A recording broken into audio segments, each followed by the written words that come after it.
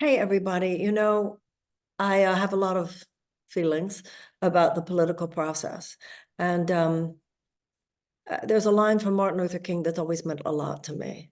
He said, the desegregation of the American South is the political externalization of the goal of the civil rights movement. The ultimate goal is the establishment of the beloved community. That both and that sort of yin and yang, the external plane and the internal plane, both of those are necessary. That kind of holistic, whole person perspective is going to be necessary for transformation in the 21st century. If we only go, if you say, oh, I just want to be a more loving person, we're going to establish the beloved community, but you don't address the political problems, such as at that time segregation, then you're not in transcendence, you're in denial.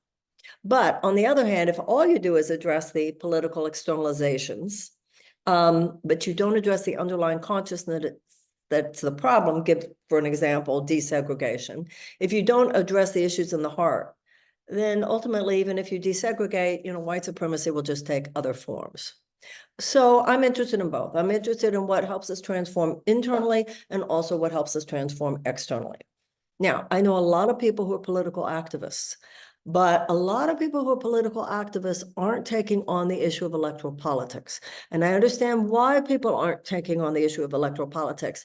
Nobody knows more than I do how corrupt, how toxic, how filled with demons of every kind, believe me. But we can't leave it out. You just can't, because it's on the level of what happens in that state house where those laws get made, what happens on the federal level where those laws get made. So I'm interested in very cool people wanting to run for office. And I'm very interested because I think sometimes people know other activists, but you don't know people who are actually running, who can give you some insight. What's the process? What's their story? So today, I'm very happy to have a friend of mine, Noah Nordstrom, with us. Noah is running for state representative in Tennessee, House District 83, which is outside Memphis. He studied international affairs and applied Spanish at East Tennessee State University. He previously taught English in Mexico and managed a state Senate campaign. And he's currently a Spanish teacher at Overton High School in Memphis, Tennessee. And he's 26 years old. Hi, Noah. It's so great having you here. Thank you for being with me. Well, thank you so much, Marianne, for having me and for that kind introduction. I'm a big fan of yours and just grateful for all you do to take on the political problems in our country and also address the, problems we have at a consciousness level. So I just really appreciate your work. Well, thank you so much. And of course, we met, and we can talk about that, how we met. But what I'm mainly interested in here, Noah, is your story. And for the reasons that I said, I think a lot of people kind of would look at you and go, how do you even do that? So would you tell us a little bit about your story? What brought you in your life? We've already talked about like where you went to college and what you're doing, but what about what you've done in your life took you to the point where you're now running for office? And running for state rep at 26, it's really good. You're getting started early. I see great things ahead. So tell us a little bit about your story. So I've always been interested in politics to a certain degree. I started to become aware of politics in middle school and high school. At the time when I was 14 and my freshman year of high school, the Sandy Hook shooting happened, which really just kind of rocked our world. I remember having a school assembly about it and talking about what if that were to happen here. And at the same time, Congress proposed legislation to actually do something about these school shootings. And I was really hopeful, thinking that, our leaders were going to protect us as students. And I was really heartbroken when, the congressional Republicans blocked it from passing. And really, since then, nothing was happening year after year, from Uvalde to what we saw last year in Nashville, Tennessee. Um, it just continued. But, for me, it didn't just stop there at, what's happening in our schools and the threat. You know, the time I came up during high school and going into college was just a very eventful time in American history. And it's also a time where we started seeing so much of the injustice in our society broadcasted on social media, really for the first time. So, I came up in the era of Trayvon Martin and Michael Brown and all these movements coalescing, same-sex marriage in 2015. And so it really was this era of we can change things. There is so much injustice. We're seeing it more than we ever have. and we got to do something about it. So I got involved in campaigns and really enjoyed helping other people step up and run for office and win office in many cases.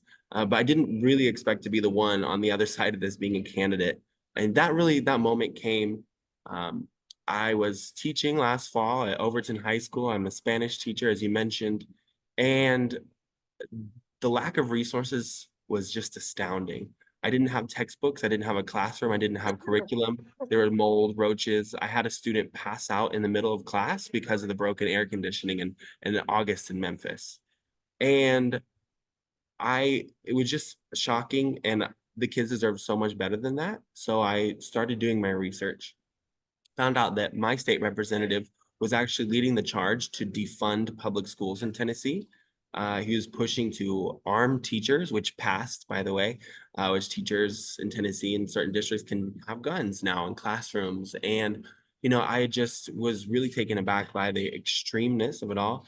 And, um, this representative represents East Memphis and some of the suburbs around it, like Germantown. This is not some sort of really right-wing radical area of the state. And so I started talking to folks and I found out that nobody was going to challenge him again after being unchallenged in 2022. And I also found out that he only won with 54% of the vote in 2020. So it's definitely somebody who could be replaced, but the problem is nobody was stepping up. Okay, So hold on, because this is all so interesting, but I want everybody to really get like every step here. yeah. One of the things you said was that when you were in high school, you were politically aware and politically active. When I was 16 years old is Mhm. when Eugene McCarthy, so I was still in high school, Eugene McCarthy primaried Lyndon Johnson, Bobby Kennedy primaried him, the Vietnam War, all the protests against the Vietnam War. So I remember in my own life Mhm. how aware people are when they're in high school. Yeah. No doubt about that. But then you said you started working with other people's campaigns. I think a lot of people who are in high school might hear that and go, I wouldn't even know where to start. How do I Mm. get involved in other people's campaigns? Now, for me, I remember going down to the Eugene McCarthy for president office, but you're this might not be a presidential election year or whatever. Mhm. What did you do when you were in high school? When you say you became involved, what did you actually do? So I started getting aware of local politics first. I, started researching, who's representing us here. At the time, I lived in Knoxville, Tennessee. So who's representing us here? And I started following those accounts, the Knox County Democratic Party. Gloria Johnson, who you met with, had just recently been elected as a state I'm representative. a big fan of hers, yeah. Oh yeah. So I followed her and actually because I was local, stopped by her office one day and talked to her as a 16-year-old. And she took a real interest. She's a former teacher. So she ended up coming to my school play, really taking me under her wing. And at the end of 2015, going into 2016 election year, the Knox County Democratic Party was doing internships for young people who wanted to learn about campaigns. So I said, sign me up. I want to know how to make change politically. So I did. And from there, just I started learning all the skills, door knocking and making phone calls and recording your data, So let all me that ask you good a question. stuff. Hmm.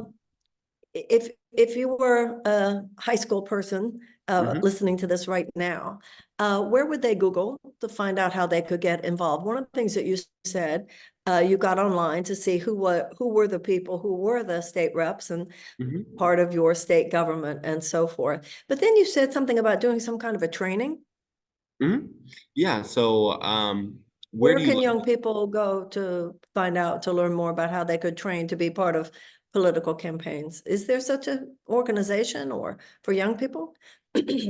I would say honestly, for me anyways, it was the party itself that was helpful. So finding your local Mhm. party, number one. So whatever county you live in, I guarantee you, if you're interested in democratic politics, there's a Democratic Party in your local county. Or, even if not, if you're not interested in necessarily going the party route, there are candidates either running for city council or county commission or whatever it may be, right? Where you are, they're there. Find their social media page and you can just message them. That's what I found out at that age. really, you can message people, especially local people. That's actually how one of the reasons I got connected with you, Marianne, is I messaged you out of the blue. Didn't know if it was going to Mhm. get to you, but it did, and we got connected. And so that's where I would start. And tell that story about what you were doing and what I went down there for, because I think what you were doing was important, which is why I went. Tell me what you wrote to me about. Yeah, so I wrote to you last spring when the Tennessee legislature passed what is known as the drag ban, which would have made it a crime to do drag in public places like Pride, for example. And so many of us ETSU students were not happy with that. And so we decided we're going to do something about it. So we decided to organize a drag show protest on campus just to show that, hey, you can't drag us down. And what started as a That's small great. We can't drag us down. That's great. That's great. I didn't thing. can't drag us down. Okay. So, from there, we thought was going to be this small little campus thing just blew up, and there was so much excitement about it because really Tennesseans are used to not being able to do anything about what happens to us politically. There's such a strong supermajority of Republicans, and they constantly pass legislation that attacks minority communities. So the fact that we were standing up just drew all this attention immediately. And so, I reached out to you and I said, would you be willing to consider some speaking? I reached out to Gloria Johnson, local media, and we started putting flyers around campus and putting it on social media and, flyering downtown, just the old fashioned organizing. And we were blown away. With about 3 weeks of preparation, we had 1,000 people turn out in a town of about 50,000, which was unprecedented, even for the state of Tennessee, unprecedented, especially in a small Appalachian town. So that's one thing I would say to people who want to make a change. Starting and doing a small thing in your Just community, what you think make may be it. Just small, do it. do it. Yeah. Exactly. Everybody else, Exactly. I want to say something about that event. One of the things that I have found running for office is how really cool people are all over this country. And I remember that night in Tennessee with Noah. And like you said, there were 1,000 people there. And you're in Tennessee and you have these stereotypes that nobody cares about these kinds of things. And that's not true, because even in a state where they have a super majority of, let's say, Republicans, that doesn't mean there aren't any Democrats. So just to be exposed to people who are doing it and who want, there's just this, we've talked so much about how one world is falling apart, one world corrupt, one world toxic, one world, all that stuff is around politics. And then there's another world struggling to be born. And that's where you see so many wonderful people who are really standing for wonderful things. As a matter of fact, Noah, tell everybody what happened. You ended up not having to worry about that law, did you? Tell everybody what ended up happening. So actually it was during our performance. I think it might have been when you were speaking.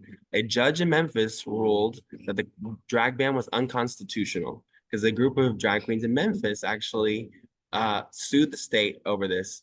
And the announcement, it was released while we were having our show because we strategically timed the show to be the night before the law was supposed to take effect. And so the night before it takes effect, they struck down the law. You should have seen that after party, right? Everyone was just glowing, jumping, screaming, like this little group of, college bandits, if you say it one way, you know, we, along with our friends in Memphis and those across the state who are resisting, we were able to take down the drag ban, in a state that. So Mhm. do you think that your event had something to do with that? Yeah, I think that just because it wasn't just us, right? There were across the state, people were rising up and there were protests and all sorts of different things. And obviously, the lawsuit that was taken against the state by Memphis was what ultimately overturned it in court. But absolutely, Tennessee wasn't used to seeing this level of mobilization on the ground. And in fact, shortly after, which I think has a lot to do with it, we saw the Tennessee Three, the whole debacle take place. That was a week after our show in Tennessee. Yeah. Um, Yeah. Yeah. and That got a yeah, lot of attention. You're right. It was right after that. That's the two Justins, right? And Gloria yeah. Johnson. Mm-hmm. Yeah. That was amazing. Yep, they tried to Yeah, it was expel beautiful. three of them, and they didn't expel Gloria, but they expelled the Justins. And that was around gun reform, but all this is happening at the same time. And so I think we're seeing simultaneously people mobilize around the drag ban. Then we see this horrible shooting in Nashville. And so I think there was just something that broke in that moment where Tennesseans said, you know what? We are tired of being powerless in the face of this, you know, regime that doesn't care about us at all. And so ever since then, there's been this movement in Tennessee. What's resulted out of that this year is this incredible group of people running for state office. I mean, most of the candidates I'm talking to are millennial and Gen Z at this point. We're seeing more offices contested than we've seen since 2004 in Tennessee, back when Tennessee was a blue state. So that is incredible what we're seeing. And, I think in my district and many other districts, we're going to win this year. We're going to start breaking away at that supermajority because of what started there with college students and drag queens and mothers and people just standing up and saying, no, you're not doing this to our communities. So every time, somebody like a Gloria, yourself, tell us Justin, the two Justins, their last names, so people can look this up, because of course they were all over the internet. What are the last names of those two gentlemen? Justin Jones from Nashville and Justin Pearson from Memphis. And I also want to say something about them, their elegance, their and eloquence, and they're truly practicing nonviolent politics, that when they were receiving so much generational and racial mockery and assault, and the way they stood there was such a demonstration of what we need. And the fact that so much of this is happening in Tennessee. Now tell me, Gloria Johnson is running against Marsha Blackburn, right? Correct. Gloria Johnson is now running for U.S. Senate against Marsha Blackburn, and she's running a really incredible campaign. They're opening their offices in Memphis this week, actually. So, yeah, people are, for me, it was because I actually heard her speak at your event. I went, whoa, but I hope she's getting a lot of attention around the country. So let's go back to your campaign. So this person that you're running against, it's a gentleman. And what is his name? His name is Mark White, and he has represented the district since 2010. 2010. And how long for state rep? How long is it a 2-year term? Yeah, 2-year term. So I guess he's in his 7th term now. And would you call him a conservative Republican? Yes, although when he was elected, he was more of a moderate. This was before the era of Trump, right? He used to sponsor bills, for example, to have tuition equality for our immigrant students so they wouldn't have to pay out-of-state tuition. He used to oppose extreme gun ban or extreme gun legislation that his party was pushing. And something changed during the MAGA era, Trump. He all of a sudden started towing the party line 100%. And so that same politician 10 years ago who was advocating for immigrant students just helped pass a bill which forces police to try to go find and report undocumented immigrants in Tennessee and separate families. Now he just voted to arm teachers in our classrooms a few weeks ago after, opposing the extreme gun bills a few years ago. So let me ask you a question. When you're talking about arming teachers, yep. What's supposed to happen here? They put it in a drawer, a locked drawer? No, there was actually Justin Pearson, funny enough, proposed an amendment to say that the guns should be stored in a safe in the classroom. They're trying to just make the bill less bad, right? They rejected that amendment. And the way it was passed and written was that teachers may conceal carry on their person in a classroom, which is one of the worst ideas I've ever heard. Let me just one quick example. I've been slapped before as a high school teacher, and I couldn't imagine a situation where a student almost as big as me, ready to physically, have an altercation with me, and they knew I had a gun on my belt. That would put me in such a dangerous position, not because of me, I'm not going to shoot anyone, but they could reach for the gun, right? And that's not smart, especially when you've got a community that's already suffering from gun violence, people who are really traumatized coming into school, traumatized from gun violence in the community. To be putting a gun on your teacher's belt is just cruel. So this is interesting. You said something before about Justin Pearson. Is that his Pierce? This is something I remember somebody saying to me in South Carolina as well. That when the other party has a super majority, and this was the difference between when I went to South Carolina for the 2020 versus the 24. They said our only power, now that they have a super majority, our only power is to make the bill less bad. They get to pass whatever they want because they have a super majority, but we're trying to make it less bad. So now the quote unquote making it less bad is that the gun will be in a safe in the classroom. Well, he tried to pass that amendment, but they would not even support that common sense amendment. So they passed it without any amendments and the way it was written, so the guns must be on the person, like in a concealed carry form. And so, So every day at school, little kids will be with an elementary school teacher who has a gun on them. yeah, if enacted, and so what we're seeing though is one of the things that was done to make the bill less bad was that every school district has to opt in to that program to allow that school district to be able to carry guns.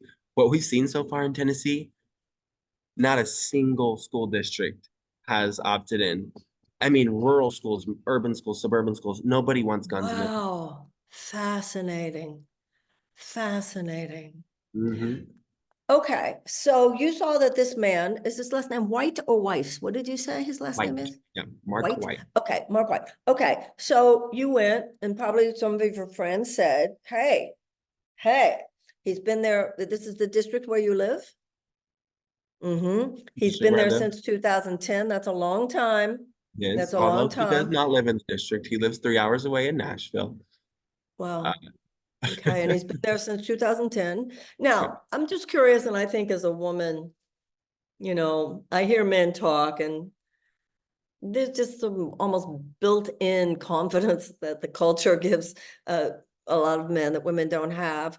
What was your emotional and psychological process? Did you immediately jump up and down and say, yeah, I'm going to run? Or did you need some talking to? And how were the people around you? And No, I didn't immediately just jump in because I knew A, it was going to be a huge responsibility and time commitment, and B, I knew that politics is nasty. People were going to try to attack me in horrible ways, drag my name through the mud. You know about that. I Uh, sure do. so I was not just gung ho about it. I had to really think, I was like, someone's got to challenge him, and I could do it, but let me just think about this. And so I went and talked to the president of my union. I went and talked to the people at the Democratic caucus, some of my friends who are activists and teacher friends, and they said, we really need you to do that. Like, you would be a great candidate. We're going to support you all the way. And so once I realized that there were really going to be folks in my corner who were going to help me out and I wouldn't have to do this alone, I thought, okay, I can do this. Wow. Okay. Now tell me where the primary sits with how does that work? Have you been through a primary? Are you going through a primary? What about the primary? Do you have to have a primary for a seat like this? How does that work? Yeah, technically, yes, there's a primary for all state house races on both parties. However, I'm the only Democrat who put my name down to run. And so there's a primary on August 1st, and I'm going to win because I'm the only option. That's fantastic. That's fantastic. Do you remember what I told you when you called me? And do you remember what I told you? I remember, I don't remember what city I was in. I was on the campaign. I remember you called me. I was in a coffee shop and then I was crossing the street back to the hotel. I remember what I said. Do you remember what you said to me or what I said to you? There was a longer conversation. What are you referring to? I'm referring to the fact that you called me to tell me you were running. Mhm.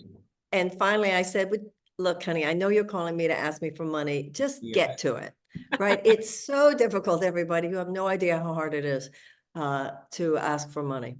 But when you are the person being asked for money, it's so clear. Just out with it. Just say, I need money, but it's hard, isn't it? So It is. did you start being a little more direct after that? Because I'm thinking, when are we going to get to this? Clearly he I wants did. money. Uh, So did it get a little easier? I don't think it ever gets easier asking people for money. It's so horrible. It's never pleasant asking people for money, but you did give me a confidence boost. You said, yeah, you said just get to it. I'll give you some money. What you need? Yeah, And yeah. so and that has been my experience. So I started getting more direct, and we've been making a lot of calls, and so far we've raised about $40,000, and to fully fund the campaign, we have to make it to 100,000 at least. And so we're Okay, so slow down, slow down. First of yep, all, yep. everybody, I want to say this. Uh, until we pass a constitutional amendment to establish public funding for federal campaigns. Also, this is not a federal campaign, this is a state campaign, so this would have to be a state law. Right now, money rules politics, and you've got to get involved. And I think sometimes people feel like, all I can give is $5, so what would it matter? All I can give is $10, what would it matter? Any amount you can give. And let me tell you, it's not just what it does for the bank account of a candidate, it's what it does for the psychological and emotional boost. It's so hard to be a candidate. You are attacked, you are exposed, and you're in this constant position of having to talk about yourself, this constant position of having to ask for money. So if you do support, and I hope you'll support Noah, this is the fundraising part of this call, as a matter of fact. Noah, what is your site, your URL? Yeah, so my website is Nordstrom4TN.com. So that's NORDSTROMFORTN.com. And there's a donation link. There's also more of my information there if you want to learn more about the campaign. Once again, $5, $10, anything you can give. Noah just said he's got 40,000, you need to raise 100,000. And you need to raise 100,000 by November? Yes, and the more we can get before August, the better, because that leaves us in a good position going into the general election. And one thing I wanted to address that you mentioned, people think, oh, I only have $5, $10. That makes a huge difference. They also And might think you're part of the Nordstrom family, and then they need money. Is there any relation? I wish I would definitely probably would have one brand if I was part of the Nordstrom family. Might But not be so 90% difficult. of our 90% of our donors have been first-time donors. That's beautiful. That's really beautiful. That's so beautiful, right? That's so cool. And I hope, like I said, everyone, I hope that you go to Nordstrom for FORTN, as in Tennessee, Nordstrom for Tennessee.com. Is that right? And once again, we are now living at a time where the state houses are everything. It can't just be, and this is a new habit. This is a new mental habit, particularly for people on the left. We've been used to, the hot and heavy campaigns, congressional, presidential, and showing up. But I'm sure I don't need to tell you, so much is happening now on the state level. This is now reproductive rights is certainly an example. So many of these gun issues, it's all on the state level. So supporting someone like Noah is so important. Also, the man that Noah is running against has been there since 2010. We should have term limits. It's now 2024. At a certain point, time to move on, let new people. And the fact that we do have a situation where so many truly old people, you have to give younger people a chance to come up and get their sea legs. And what we hope, of course, is that Noah's just at the beginning. He's a state rep running at 26, who knows what he might be doing, right? In his 30s, 40s, 50s, and beyond. So tell us more. How's it going? How is Mark White treating your campaign? Is he just ignoring it? Are they after you, or what do you think? Or I don't suppose you have any polling. So I don't have any polling yet, but Mark White is really absent at the wheel. He lives 3.5 hours away in Nashville. So he doesn't campaign, he doesn't show up to events. And we've been out here on the ground. We've knocked about 4,000 doors already, raising money. And so it's really that hard work, just talking to our neighbors and hearing from them, listening to their concerns. And that's what's making the difference. And so I think he's just gonna sit behind and hopefully, Just hope figure that you don't matter. him. Yeah, that's how they treat us. You don't matter. But let me ask you a Exactly. question. It's a Republican district because they've had him since, right? Well, what kind of responses? So when you are knocking on doors, you have the Democratic list, so you're only going to Democratic voters? We're going to Democratic voters and potential swing voters, inactive voters, people who aren't super strong Republicans. And What kind of reactions are you getting? Really positive reactions. Typically campaigns have a different message going to independents and to Democrats. Mine's the same. I'm a teacher. My students are being failed. We need to fix it. Republicans agree with that. Democrats agree with that. Independents agree with that. People who hate both parties agree with that. uh, Are some of your so kids working on the campaign? I bet they are. definitely some of them reach out and they say, "Oh, Mr. Nordstrom, I'm so happy about what you're doing. Our schools really need it." I had kids come up to me in class actually and say, "I saw your video on the news or on Instagram, and thanks for speaking out about what we need and these broken down schools." And that gives me a lot of motivation because it's showing those kids that they have a voice and they don't just have to accept what they're given. This is fantastic. You know, I have a friend who's recently moved to Nashville. I'm gonna call her about you. Maybe she could have some friends over, something like that. Some of her friends, new friends to meet you. Well, I hope, I find your story inspiring, and I hope other people who are listening not only find Noah's story inspiring, but if I've learned anything, if you have a candidate who is speaking your heart. Noah talks a lot about schools, the state of America schools. He's a teacher himself, the state of the Latino community. He's, knows Spanish and teaches Spanish, the issue of gun laws. Are there other laws specifically and issues in Tennessee that you would want to think you could make a difference with as a state rep in Tennessee, Noah?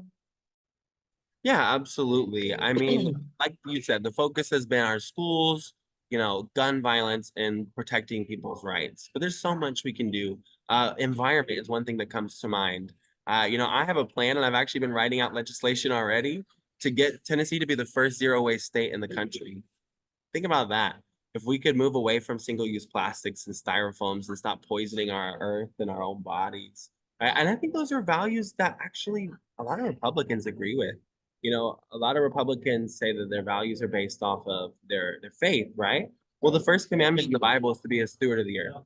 And so if you really believe that, then it's time for us to come together and to take on this pollution and this environmental abuse, really, that we've been doing for such a long time. So that's one thing I'm pushing. Infrastructure is a big thing. There's a lot of talks about bringing trains back to Tennessee, passenger trains. Even, the Biden administration has talked to some about that.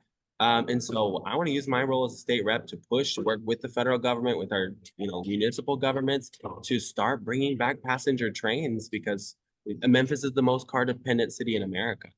And so we got to change that if we want to deal with poverty and we want to deal with climate change, right? So these things are all connected. Well, I think you sound great. I think you sound wonderful. Everyone, you were talking about the fact that you messaged me, and that's how I went down there. Where could people who are listening, but particularly don't waste his time. He's a candidate. He has a lot of work to do. But if you have something specific, a way that you could help, a question you want to ask, something about you running, anything like that, how can people reach you? Is there a contact Noah part on your website? Yes, so on my website, there's a contact form. If you're an email person, it's noah483@gmail. That's FOR again. And if you message us, we're going to get back to you. And we'd love to get you plugged in. Even if you don't live near Memphis or even near Tennessee, you can call people, you can text And you people. can send money. You don't have to live in Tennessee. Exactly. So this is really a national movement because we're going to have to start taking back power from the bottom all the way up to the top. And so, I really appreciate folks like you who are taking on those big fights all the way at the top. And we got to work together at all levels. Everybody, people have asked me, do you have hope? Do you have faith and what's possible. And I do because of so many people that I met on my campaign, but so many people like Noah who are either running or are thinking about running. And if you are thinking about running, and I don't believe in this business of only young people either, no matter how old you are, we've all got to come out of our silos. And one of the silos we have to come out of is this generational silo. I always said at all my campaign events, whether you're 18 or 80, I'm talking to you. We have to find that American place within us. And there's a heartfelt place, and that's what Noah has. And that's why I like Noah so much and why I myself have supported his campaign, will continue to. And I hope that you will join me. And remember, there are a lot of Noahs out there. And not only are there a lot of Noahs out there, something clearly is going on in Tennessee. There's no doubt about it. With the Justins, with Gloria, with Noah, it's very exciting for me. I come from Texas, so I get it. But if you were a young person and you were thinking, well, maybe I'll run, or maybe you're an older person and you're thinking about it. It could be state rep, it could be local, it could be, we all know how important school boards are, et cetera. Or it could be on some kind of federal position. I hope that my talk with Noah today gives you a little bit of motivation, inspiration. Like if Noah could do it, you could do it. If I could do it, you could do it. Because I do believe, you know, Dennis Kucinich once said to me, every campaign has a success of some kind, opening up the space. If you're talking about issues such as education, if you're talking about issues such as healthcare, if you're talking about issues such as safer streets, if you're talking about issues such as economic opportunity, you're opening up the space. You're expanding the possibilities, and then we need candidates who are going to run through. And nobody needs to tell me how heavy the resistance is, but you just keep pushing, just keep pushing. And for you, Noah, what's great is someone like Mark, see, he wouldn't know what hit him. He's not thinking, right? He's not thinking that you're a threat. Make him a threat, guys. Make Noah a threat. You and me together. Let's work on this. Anything else you want to say, Noah, to all these people who I know are rooting for you as of right now? I just want to say thank you. And just to echo what you said, be a change maker in your community, whatever way you can. If you're thinking about running, do it. We need leaders, we need visionaries in office now. So thank you, Marianne. And just thank you, everyone watching. I encourage you to go out there and make the change because no one else is going to do it for us. That's right. That's a big one, everybody. Nobody's going to do it for us. And there was no anger or hate in what Noah just said. It was only love and smiles and hope and possibility. That's what we need, truly. Much love to you, Noah. Much love to Thank you, you, Marianne. everybody. Thank you. Thank you, darling. Okay, everybody. Noah Nordstrom. Bye.